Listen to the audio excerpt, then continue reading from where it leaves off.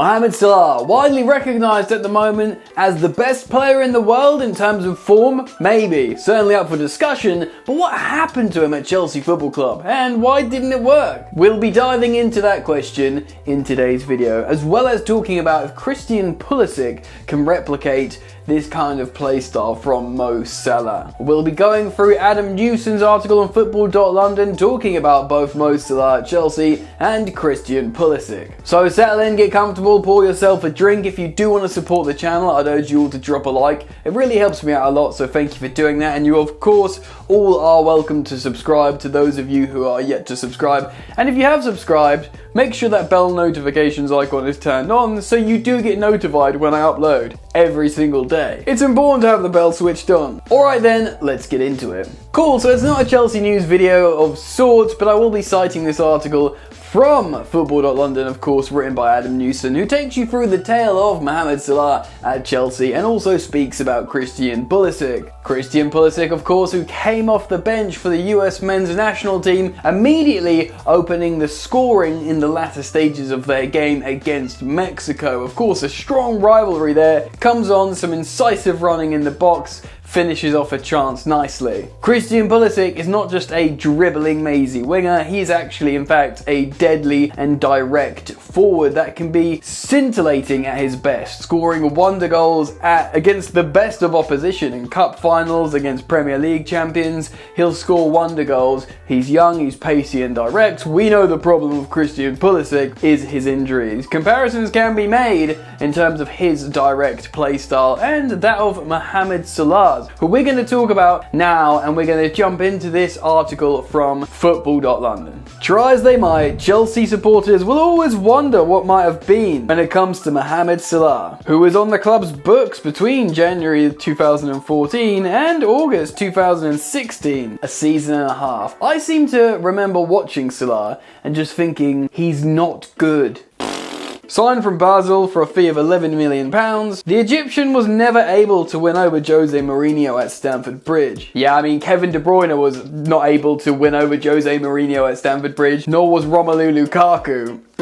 Salah made just 19 first-team appearances under the Portuguese and was publicly criticised after an under-par performance in the League Cup against Shrewsbury Town. Quote, "I expect players to give me problems. I love problems, but a lot of them didn't, and they've made it easy to choose my team for Saturday," Mourinho said coldly in his post-match press conference. "If players who played 90 minutes 2 days ago were fantastic, I expect people who are not playing a lot to raise the level. They didn't create me big problems," end quote. Mourinho was then asked if Salah and German winger Andre Schürrle had disappointed him, and he gave a one-word answer: yes. Now, Mourinho is cold, this is how he operates. He sort of tries to make players feel bad and aggressively force them into success, which is a kind of, at this point, prehistoric way of coaching that, by the way, works really well back in his time, in his pomp at Chelsea and other clubs. But now, often players do need an arm around the shoulder, and I don't think that's really his methods. But I do want to reassert at this point that Mohamed Salah wasn't great at Chelsea. This is my perception before we go on in this article. This is what I remember.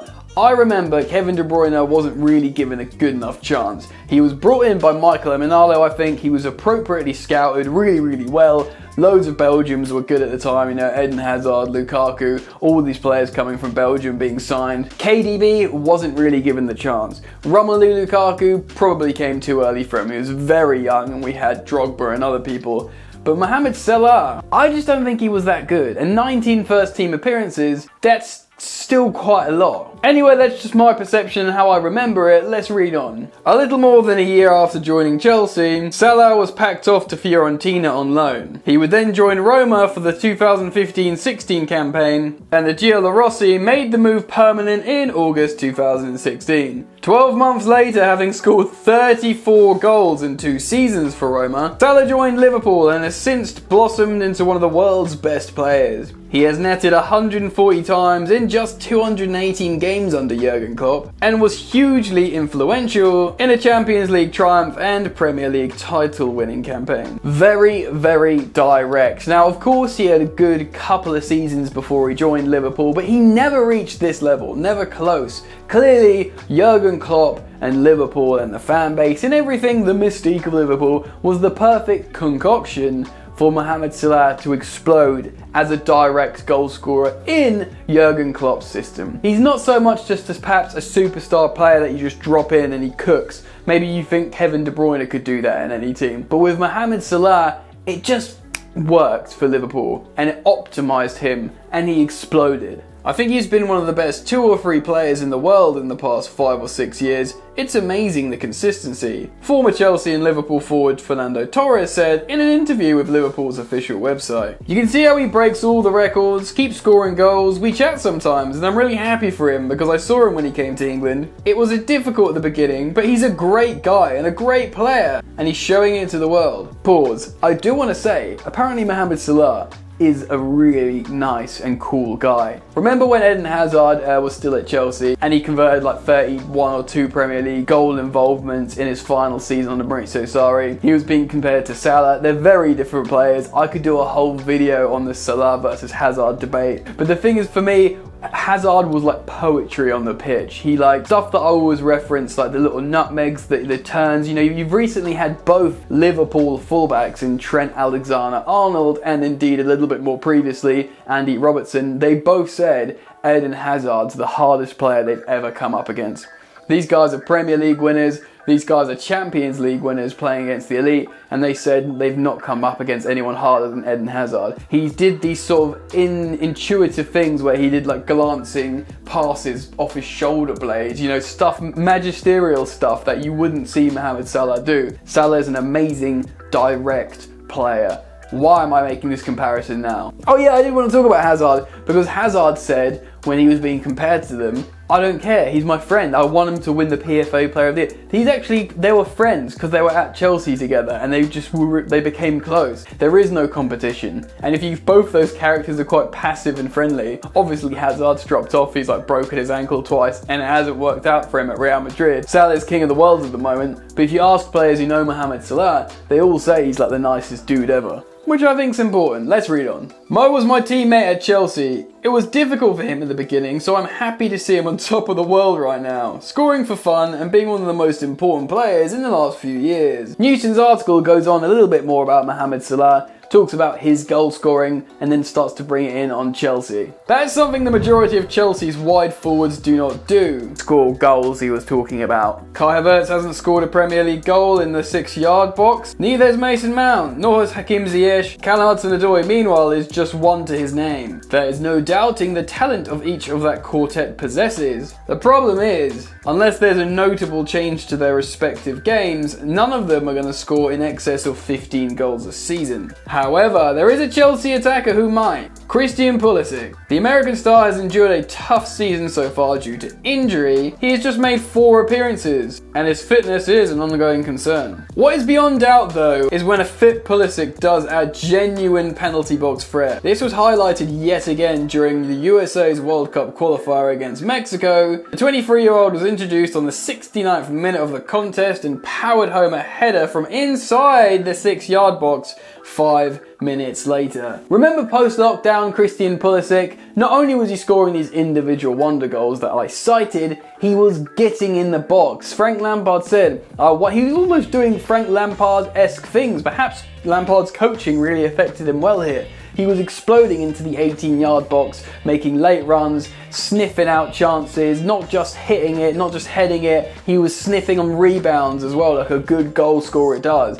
That's the kind of thing you need to do if you want to achieve good numbers in the Premier League. Christian Pulisic was doing that. It was the finish of a poacher, the sort of goal that Salah has scored for Liverpool time and time again over the last 4 seasons. And it's something Thomas Tuchel must harness at Chelsea. Since arriving at Stamford Bridge in the summer of 2019, Pulisic has netted 14 times in the Premier League for the Blues. It's far from an outstanding return, but let's focus on when those goals have come from. Pulisic has struck only once from outside the penalty area for Chelsea in the top flight. The majority of his goal would have come from shots taken centrally within the 6-yard box. That's important. Bearing in mind as well, we do have players that will whip long shots. Mason Mount will take a long shot. Hakim Ziyech will take a long shot. Our fullbacks, both or wingbacks, both take long shots. It suggests that Tuchel can devise a structure that gets Pulisic into these high quality goal scoring positions more frequently. His output in front of goal will rise, and quickly what he's done previously, much like Salah, is scalable. In order to do that, the American will have to stay fit. That's the first challenge to overcome. Do so, and it will be down to Tuchel to ensure Pulisic is given the platform to go up a level, to blossom into an elite level goal scorer. The potential is there, it just needs to be unlocked. Tuchel, quite simply, can't make the same mistake as Mourinho.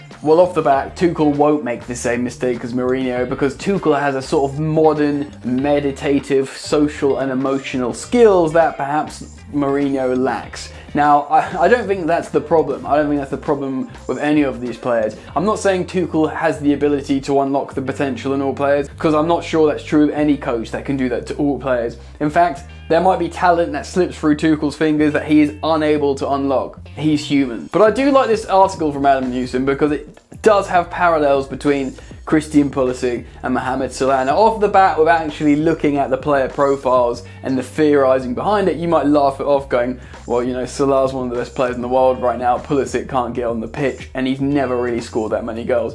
True, but look at how he operates. Look at how he moves. Look at his characteristics on the pitch and his play style. He is direct. He does want to get into the 18-yard box and pop off shots. He will sniff out chances like a poacher. He will, dribble around. He can do great things, Christian Pulisic. And he loves winning a header, perhaps stuff you don't see with Mohamed Salah much. He does win headers. He's perfect hat-trick at Burnley, scored a header. I think he might have scored another couple of headers for Chelsea, which, he's not the tallest guy in the world, but he's brave. He's brave in the area and will try and win balls and score goals. That's important. I think it's an interesting comparison and I wanted to talk about it. So let me know what you guys think.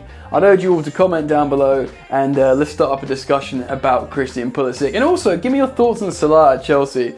I'm keen to hear what you guys say about that. If you've enjoyed the content, I'd urge you all to drop a like. It really does help me out a lot. Thank you, friends, for doing that. And if you do subscribe, please make sure you hit the bell notifications icon. Make sure all notifications are turned on because there seems to be problems with that on YouTube. And I ask you guys who have already subscribed to make sure all notifications are turned on to make sure you get the content, friends. Alright guys, it's enough from me. Enjoy the football and I'll see you later. You ain't so tough with that bad boy tuck. I'ma get it how I'm living, I'ma walk the walk.